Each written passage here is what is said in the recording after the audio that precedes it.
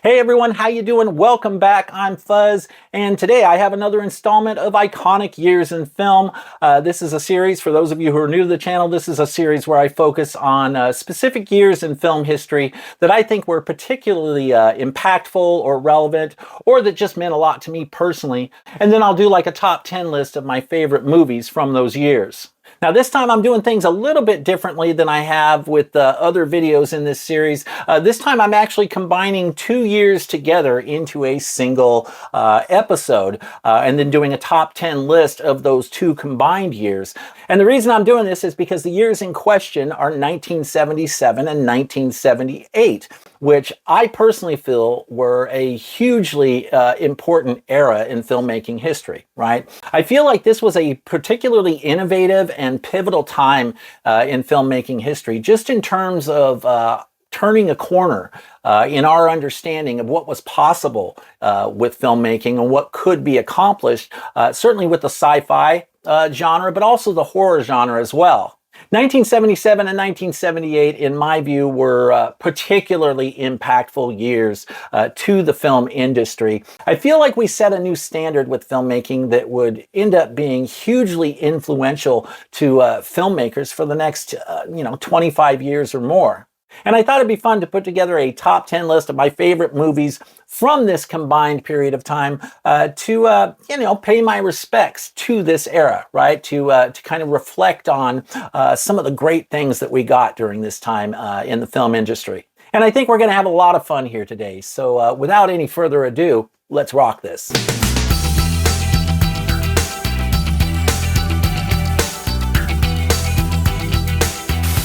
Now, I'll get into my list here in just a moment, but before we do that, we do have a new Fuzz Club member that I want to give a quick shout out to. Lewis 1987 just became the latest member of the Fuzz Club. Lewis, thank you so much for your incredible support of the channel, both with becoming a Fuzz Club member and for the super thanks as well. You have been just a wonderful supporter of the channel.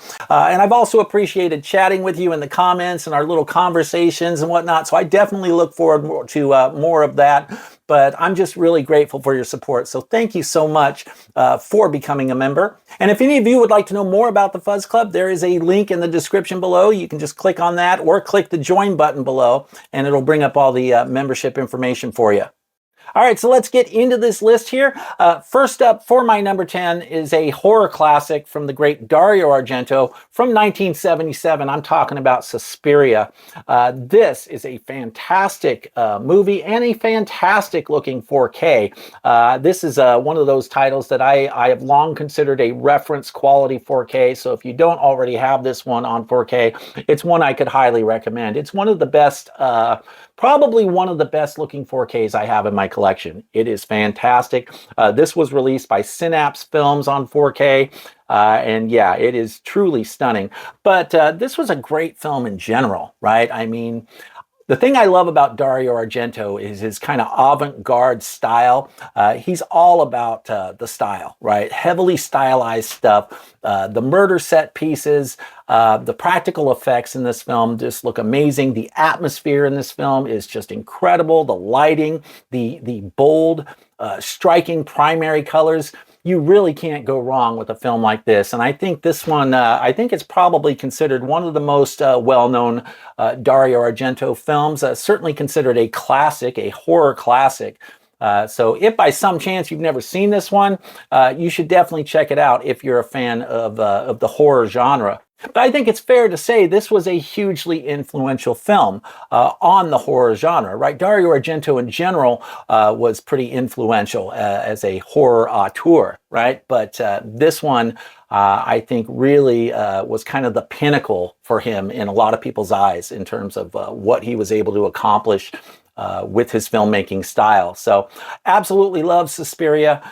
So yeah, for my number 10, Suspiria. For my number 9, we have another classic here, talking about Invasion of the Body Snatchers. I've got the Kino Lorber 4K here.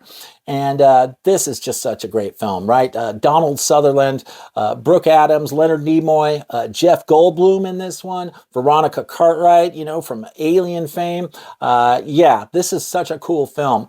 And I just love the atmosphere, much like Suspiria. I mean, it's not the same atmosphere as Suspiria, but one of the reasons I like this one so much is because of the atmosphere in the film. It's just a great little kind of, I guess you'd call it a sci-fi thriller or like a sci-fi horror thriller. But I think it's fair to say that, you know, this one made an impact at the time when it came out, and it still resonates all these years later. So, yeah, love Invasion of the Body Snatchers.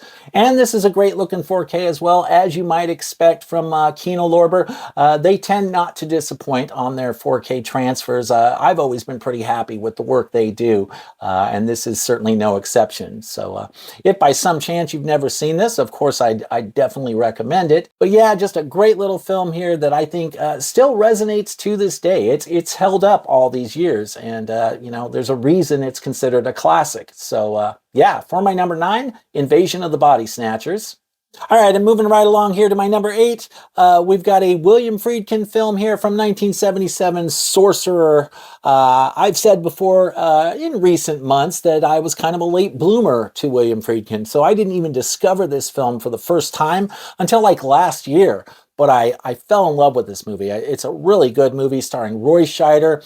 Essentially, his character and some of the other characters in the film are in a situation where they have to transport a couple trucks full of nitroglycerin across the South American jungle. Right. And of course, that's a pretty hairy situation, as you can imagine. Very, very dangerous. And it makes for some pretty thrilling stuff in this movie. So yeah, I just really love this movie.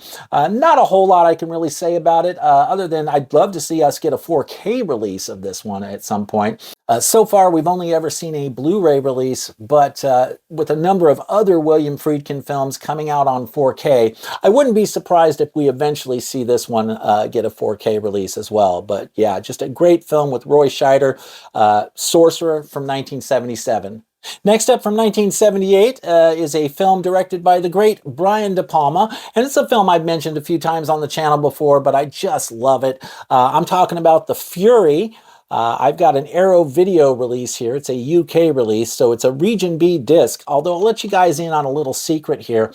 I've noticed that I don't seem to have any problem playing Arrow Region B Blu-ray discs on my Panasonic UB820 4K player. And I don't know why that is. I don't have to use any kind of hack or anything like that. I mean, I do have another like multi-region compatible player that I can use if I need to. But what I've noticed with a lot of Arrow Region B releases is that I never need to do anything. I just pop them into the player and they just play. So, and that was certainly the case with this one for me. And now, you know, that might not be the case on other types of players, but on my Panasonic UB820, yeah, I have not had any problems playing Arrow Region B Blu-rays. So, but this is a great movie starring Kirk Douglas, Amy Irving, Andrew Stevens. It's about telepaths and telekinesis, kind of along the lines of Carrie. You know, also directed by Brian De Palma, but not exactly the same. I actually like this one a little bit more than Carrie. Personally, I think this is the better film of the two. But it's a lot of fun, really cool film, and the ending on this is just awesome. I mean, you really feel like you're getting what you want to see from the ending with this ending, and I'll just leave it at that. But great stuff here and a great movie. I bought this from Amazon US, and I think you still can. So, and this is the artwork you should see. There is reversible cover art on this. I think you get the original cover art on the original poster art on the other side. But if you're looking for this on Amazon US, the listing will show this image. Yeah, I highly recommend this one. If you're a Brian De Palma fan, but you haven't ever seen this one, you definitely got to get your hands on this one. And if you're, you know, lukewarm to Brian De Palma, but you loved Carrie, you should check this one out as well. It's just a fun movie. So yeah, for my number 7, The Fury. Okay, and next up for my number 6, we have a James Bond movie here from 1977. It's one of my favorite James Bond movies ever. I love this one. I'm talking about The Spy Who Loved Me, which I actually have on this little Roger Moore 3-film collection, Bond collection, Volume 1, Roger Moore Bond Volume 1. And it has The Spy Who Loved Me and The Man with the Golden Gun and Live and Let Die.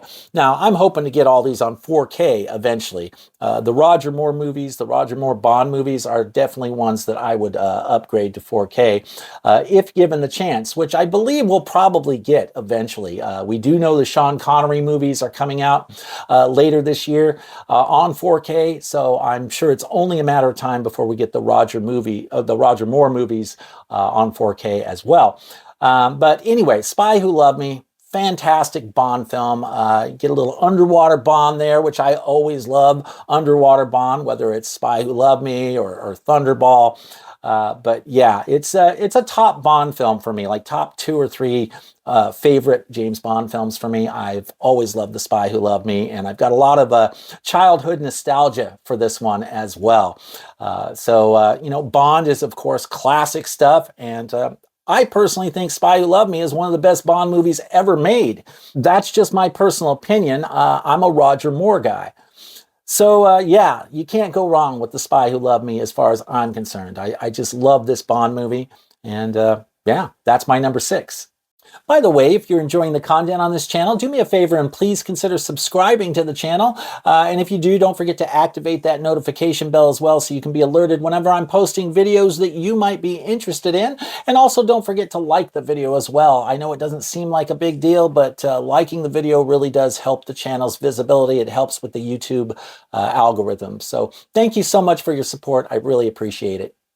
All right, and next up for my number 5, we have an absolute classic here, an absolute horror classic. I'm talking about Dawn of the Dead. I've got it here on 4K from Second Sight Films, and I highly recommend getting this one on 4K. If you are a fan of this movie and you don't yet own it on 4K, I think you owe it to yourself to get your hands on it. Now, this is not the full meal deal that Second Sight released. They originally released like this giant box set with like 7 discs in it. This is still a chunky box, and it still has 4 discs in it, but you know, it's not quite as expansive as the larger deluxe limited edition box that they originally released. But you can actually buy this on Amazon US. At least I think you still can. Last I checked, you still could. I bought mine, I believe, from Amazon US. And yeah, it's 4 discs. You get like 3 4K discs, and then you get a Region B Blu-ray, which has all the special features on it. You get 3 different cuts of the film, each on their own 4K disc, and then the Blu-ray, like I said, has the special features. Now, the special features are really good. The Blu-ray may be Region B, so you're going to need probably a multi-region player to play that, or unless you can do the hack that you can do for the Panasonic UB820, there is a little hack that you can do with the remote that sometimes works, or most of the time works, which is what I do. But I also have a multi-region Sony X700 4K player, so it's not really an issue for me if I get an out-of-region Blu-ray. But the special features on this are definitely worth watching. I think you get like a full feature-length making of documentary or retrospective documentary on this. So it's definitely worth having multi-region capabilities for something like this, because this is just a stacked release. It's got some great stuff in it. But aside from all that, this film, I think you can make the case that this film kind of set the standard for zombie films, right? I mean, yes, Night of the Living Dead is the original, you know, George Romero, his original zombie classic, which I think you can make the case that's what set the standard. But I would say he amped things up to a whole nother level with Dawn of the Dead. And you've got just incredible practical effects by Tom Savini in this. I mean, Tom Savini made a name for himself with this movie. Just some of the incredible work he did. Yes, some of the zombies are bluish. That wasn't the original intent, but if you can look beyond that, I mean, this is just it was a pretty groundbreaking film in terms of what George Romero was able to accomplish with this film. And of course, as you'd expect from all George Romero films, pretty much, there's always some great social context, social commentary, and subtext underneath the film. So an absolute classic that has stuck with me for many, many years. I've always loved this film. Even when I wasn't really the biggest horror fan, I still liked this movie. So yeah, this is a big one. Dawn of the Dead on 4K from Second Sight Films. And moving right along to my number 4, we have yet another massive horror classic here. Of course, I'm talking about Halloween from 1978. John Carpenter's horror classic that, as far as I'm concerned, really set the standard for what was to come after that, right? I feel that every horror filmmaker really owes something to John Carpenter. You know, his work on this film was just incredible, you know, made on a shoestring, what, $300,000 budget. And, you know, their expectations for this film, they never thought this was going to turn out to be the huge, iconic classic that it ultimately did. But it was popular in the theaters. When it came out, it took the world by storm, you know? And I think one of the coolest things about this film is the atmosphere, you know? It's not even a particularly, like, gory film, you know? There's not like a crazy amount of blood in this film. It's pretty mild by, certainly by today's standards, and even by standards that came, you know, 10 years after this film was made. But I think this paved the way for a lot of what we ultimately ended up getting out of the horror genre in the years to come, right? Now, I wouldn't necessarily call this the beginning of the modern horror era. I wouldn't say this is the film that started everything off. There were a few films prior to this that were hugely influential, but I don't think there's any denying just how influential John Carpenter's filmmaking and this film would go on to become, in terms of, you know, I think it played a significant role in planting the seeds for what the horror genre would ultimately grow into and evolve into in the, you know, 15 or 20 years after this movie was made, or even well beyond that, even the modern horror era. I think pretty much all horror films have John Carpenter to thank for their existence, right? I feel like this set kind of a new standard when it came out. So yeah, I'm a huge fan of this, huge John Carpenter fan. So yeah, for my number 4, Halloween. All right, and for my number 3, we have another massive classic here. I'm talking about the original Superman the movie from 1978. Christopher Reeve, Gene Hackman, the now late great Gene Hackman, unfortunately. Rest in peace, Gene. Yeah, I love Superman. Saw it in the theater when it first came out. I was, you know, what was I, 7 years old when I saw it? And wow, that movie made an impact on me as a kid. I was just wide-eyed watching this thing unfold on the screen, and just was totally blown away by what I saw as a kid. We'd never seen anything like that.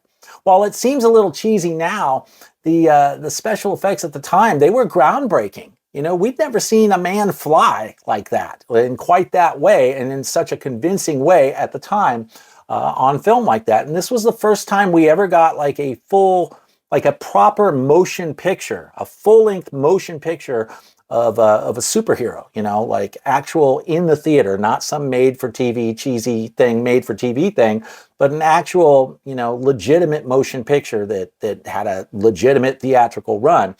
Yeah, this movie made a big splash. And of course, as you can see here, I have the entire Superman collection on 4K, the Christopher Reeve Superman movies. Now, it's really the first two that were pivotal for me, that were impactful for me. I mean, for our purposes here, we're just talking about the first one, but I tend to lump the first two films together, right? I think of them as kind of a singular entity. You know, Superman 1 and Superman 2. And it's a bummer that Richard Donner never really got to complete his full vision for Superman 2. But I don't want to get too hung up on Superman 2, because that is technically a different year. We're talking about Superman 1, and yeah, I'm just a huge fan of this movie.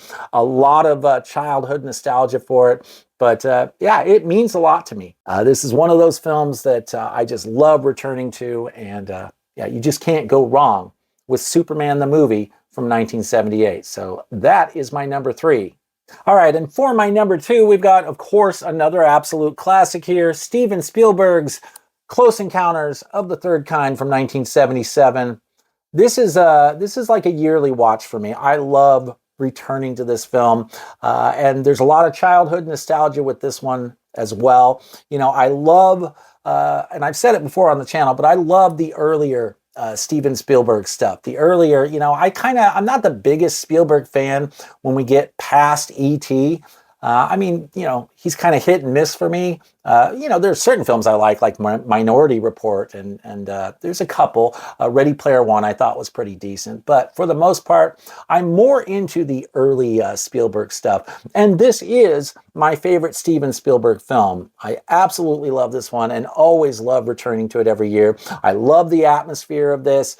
I just love that whole 1977 suburban Americana vibe, which Spielberg was always so good at portraying American suburban life in the 70s and 80s. He was a master at really conveying what it was like. And when I watch one of his movies from that time, it takes me right back to my childhood and what it was like living during that time and growing up during that time. So some amazing special effects for the time, I think. I don't think we'd seen a whole lot of stuff like this up to that point.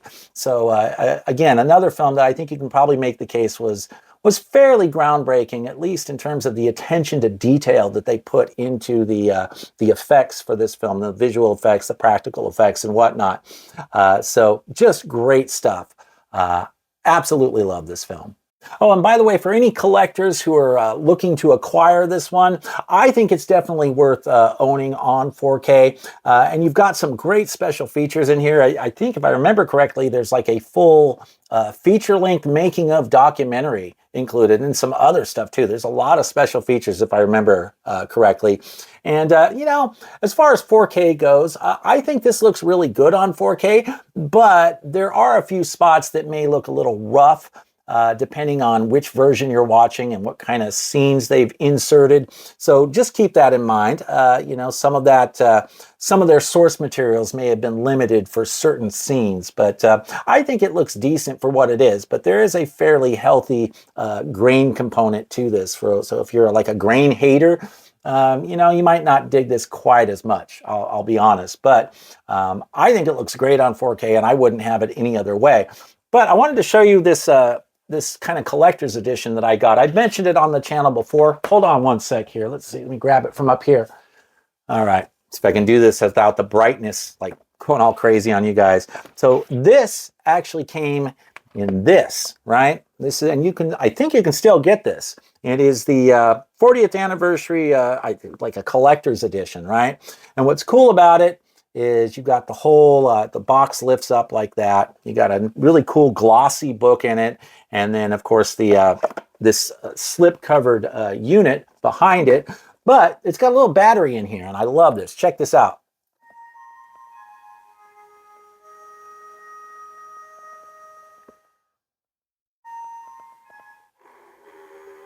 How cool is that? And I know I've shown this off a little bit before on the channel before, but for those who are new and had not seen those previous videos, I thought you might like to be aware of this one. I'll show it again. I'll get a little closer there so you can see it. I don't know how easy it is for you to see the detail on there, but I love it. I had to have it, right? And I think it was only it might have been like $40 or $45 or something like that on Amazon US. You can get this on Amazon US. At least I think you still can. So if you're in the market for Close Encounters of the Third Kind, I'd recommend getting this edition that I got because I love it. And it's a great little, if you like collectible packaging, that is. If you don't care about collectible packaging, then just get the standard 4K. But if you like collectible packaging, yeah, look for that. Look for this collector's edition box set on Amazon because I just thought it was the coolest thing. And I had to have it personally. So I guess that's all I can really say about Close Encounters of the Third Kind. Just such a great movie. This movie means quite a bit to me, and I always love returning to this movie every year. So yeah, for my number 2, Close Encounters of the Third Kind. Okay, and then finally, for my number 1, I mean, is there any doubt as to what my number 1's going to be at this point? Does anybody have any doubt as to what my number 1 is? Seriously. The way I see it, there can only be one number 1 when we're talking about these particular years. And I'm talking about Star Wars 1977, right? Wow.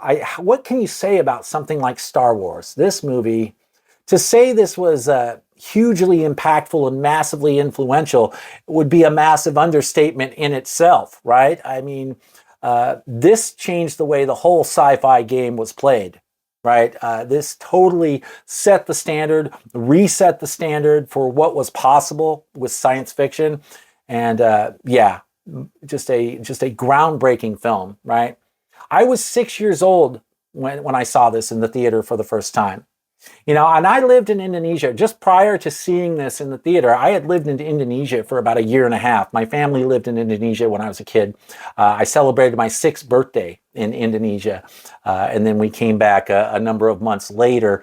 And, you know, I'd probably only been back in the States for probably, you know, a few months when we went to see this movie in the theater, right? And it really is the earliest memory I have of seeing anything in the theater. And it's a pretty big memory, right? I mean, my mind was totally blown with what I was watching transpire on scene. You know, 6 years old. Imagine what it would be like to be a 6-year-old kid, if you weren't there, that is. Imagine a 6-year-old kid sitting in the theater watching something like this for the first time in 1977. We had never seen anything like this before. It was a huge deal.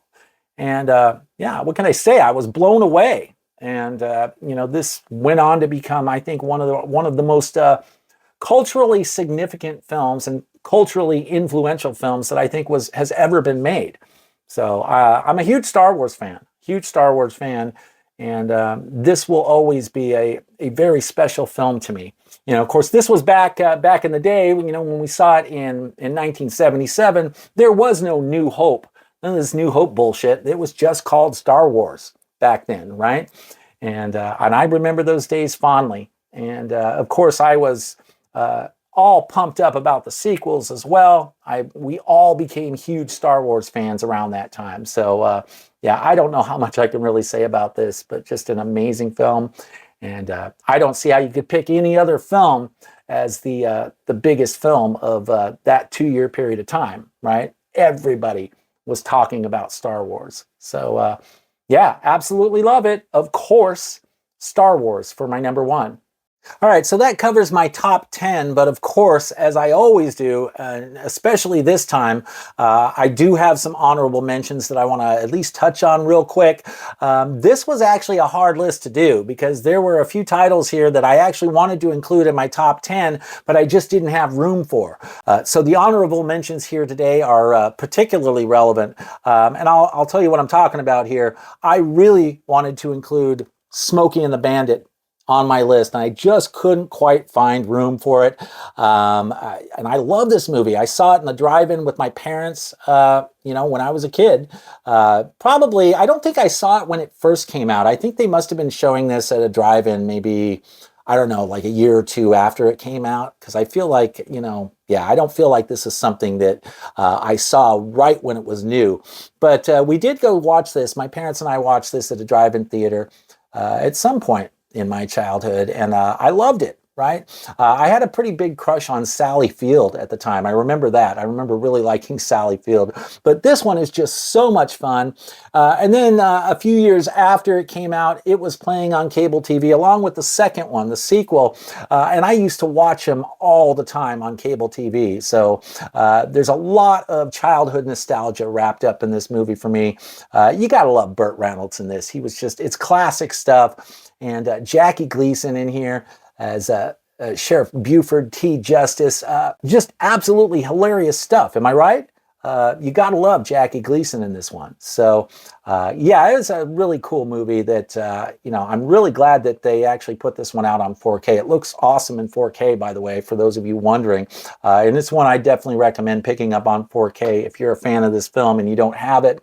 I still need to get the sequel. And I hope that they eventually release the sequel on 4K as well, because this one and the first sequel are the two that I used to watch all the time on. It felt like they were always airing on cable TV. So yeah, love this one. Had to at least mention it. Smokey and the Bandit. And another one here I really struggled with. I wanted to find a way to put this in my top 10, but I just couldn't quite get it there. You got to at least mention Grease, right? I mean, Grease was huge that year. And this one was this one was relevant to me because I had a huge crush on Olivia Newton-John after watching this movie. I didn't even see this movie when it first came out. I didn't see it until I think a few years later, and I was at my grandparents' house and watching it on like network television or something. That's when I first saw this. I was watching it on network TV, and I was just mesmerized by Olivia Newton-John and just loved the movie at the time. It's great stuff, and this is a great look in 4K as well. So yeah, I wanted to put Grease in my top 10, but I just couldn't quite find space for it. But absolutely love this one, and it's definitely one that should be mentioned. Just a classic film from 1978. So yeah, Grease. And then another movie I wanted to mention real quick here from 1977, Black Sunday. I have this Arrow Blu-ray here. It's not a 4K. And this is a great little kind of like disaster thriller, I think is the best way to describe it, starring Robert Shaw and Bruce Dern. I always like a lot of Bruce Dern's work from the 1970s. Bruce Dern was always really good at playing kind of a loon, right? A total crazy guy. And he's definitely that in this movie. So, but great film. I don't want to tell you too much about the plot, but it's worth watching if you're a film of like disaster thrillers and like terrorist plots and that kind of stuff. This is one you should definitely check out. Great film. So from 1977, Black Sunday. And then I also wanted to mention a film that I have brought up a few times on this channel before, but it's worth mentioning again just because it's a 1978 film that I really think is one of the better films that came out that year. I'm talking about The Driver, starring Ryan O'Neal, and once again, Bruce Dern, who essentially plays a cop. Right? This is a movie, it's a very minimalist movie, which I love about that. I love that about the movie, I should say. I love this movie's simplicity. It's very straightforward, but very compelling at the same time.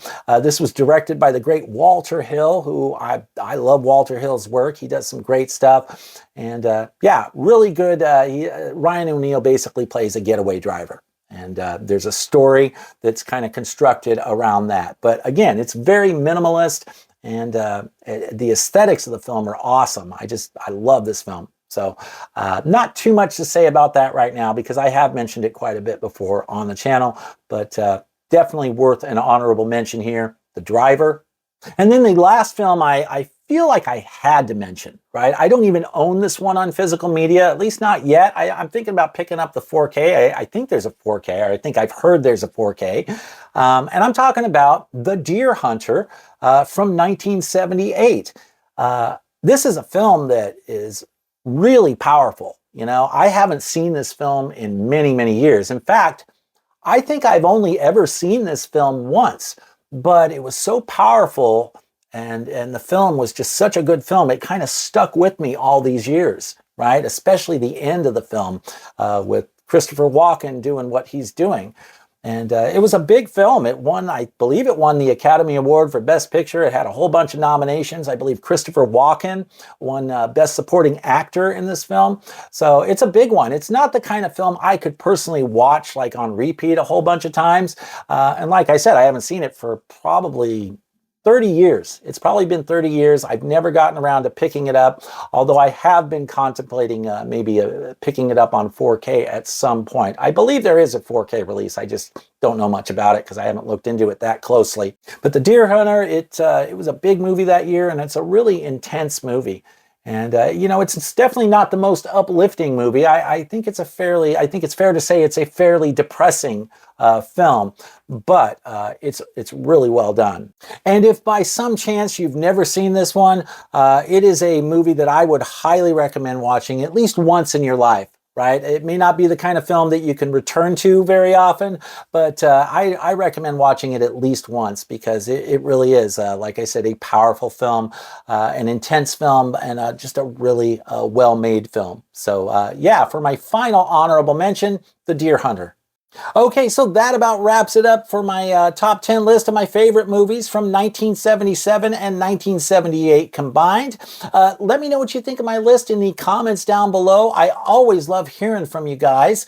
What do you think of my choices here today? Do you like my choices? Do you agree with my choices? And what are some of your favorite films from this period of time, 1977, 1978? I always love hearing from you guys and chatting with you in the comments, so make sure you leave me some feedback down below. Also, don't forget to like the video and subscribe if you're not already subscribed. Thank you so much for watching today, guys. I really appreciate it, and I'll see you soon.